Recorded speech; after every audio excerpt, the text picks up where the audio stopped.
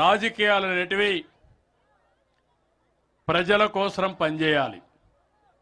వారి అంతిమ లక్ష్యం అధికారమైన నైతిక విలువలు, పద్ధతులు, నిబంధనలు, కట్టుబాట్లు తప్పనిసరిగా ఉండాలి. ఎక్కడున్నా నన్ను చూసి 10 మంది నేర్చుకోవాలి.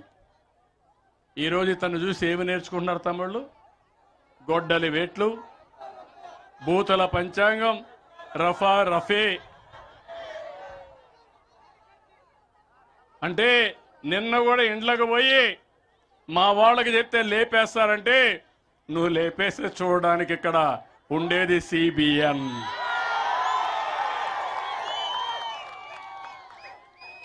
గౌరవించా, ఎంతో మంది వ్యక్తులు చూసా. ఇంత మునుపు మీరు చూసి తీవ్రవాదులపైన పోరాడా, ముఠా నాయకులపైన పోరాడా, కమ్యూనల్ వైలెన్స్ తెచ్చే వాళ్ళపైన పోరాడా. పేదవాళ్ళ ప్రాణాలు కాపాడడానికి, మీ ఆస్తులు కాపాడడానికి నేను చేశా. ఇప్పుడు సాక్షాత్తు ఇలాంటి నేరస్తులు రాజకీయాల ముసుగులో వస్తున్నారు.